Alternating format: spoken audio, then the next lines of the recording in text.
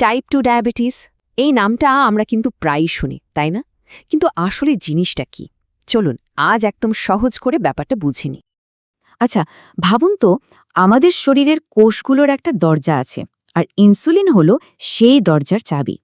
এই চাবিটা দরজা খুললেই খাবার থেকে পাওয়া চিনি বা গ্লুকোজ কোষের ভেতরে ঢুকতে পারে, আর আমরা শক্তি পাই। কিন্তু টাইপ 2 ডায়াবেটিসে কি হয় জানেন? এই চাবিটা ঠিকঠাক কাজ করে না। ফলে চিনিটা কোষের ভেতরে না ঢুকে রক্তে জমা হতে থাকে। আর ঠিক এখান থেকেই কিন্তু সব সমস্যার শুরু। তো প্রশ্ন আসতেই পারে, কাদের এই সমস্যাটা হওয়ার ঝুঁকি সবচেয়ে বেশি থাকে? দেখুন, এর পেছনে কিন্তু কোনো একটা কারণ নেই।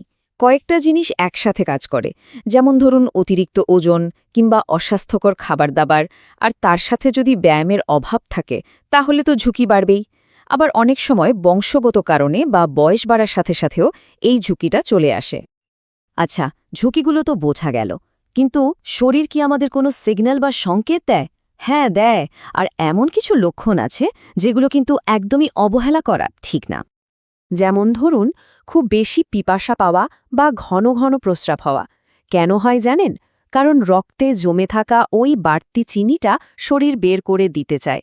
আবার যেহেতু কোষগুলো ঠিক মতো শক্তি পাচ্ছে না, তাই সারাক্ষণ একটা ক্লান্তি ভাব লেগে থাকে। এমনকি মাঝে মাঝে চোখে ঝাপসাও দেখা যেতে পারে। শুরুতে এই লক্ষণগুলোকে হয়তো তেমন বড় কিছু মনে হয় না, কিন্তু এগুলোকে যদি গুরুত্ব না দেওয়া হয় তাহলে কি হতে পারে ভেবে দেখেছেন? ব্যাপারটা আসলে বেশ গম্ভীর। রক্তে জমে থাকা এই অতিরিক্ত চিনিটা জানেন তো, একদম সাইলেন্ট কিলারের মতো কাজ করে। এটা ধীরে ধীরে আমাদের শরীরের ভেতরের গুরুত্বপূর্ণ অঙ্গপ্রত্যঙ্গ যেমন হার্ট, কিডনি, চোখ, এমনকি স্নায়ুতন্ত্রকেও ভেতর থেকে দুর্বল করে দেয়।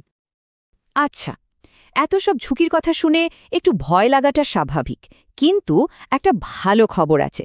আর সবচেয়ে বড় খবর হলো, এই পরিস্থিতিটাকে কিন্তু নিয়ন্ত্রণে রাখা সম্ভব, আর এর চাবিকাঠিটা কিন্তু আমাদের নিজেদের হাতেই আছে।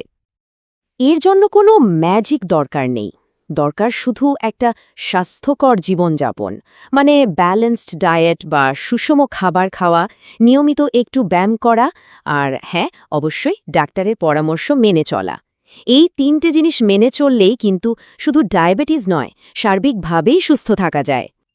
দেখুন, স্বাস্থ্য নিয়ে ঠিকঠাক জানলেই কিন্তু অর্ধেক সমস্যার সমাধান হয়ে যায়।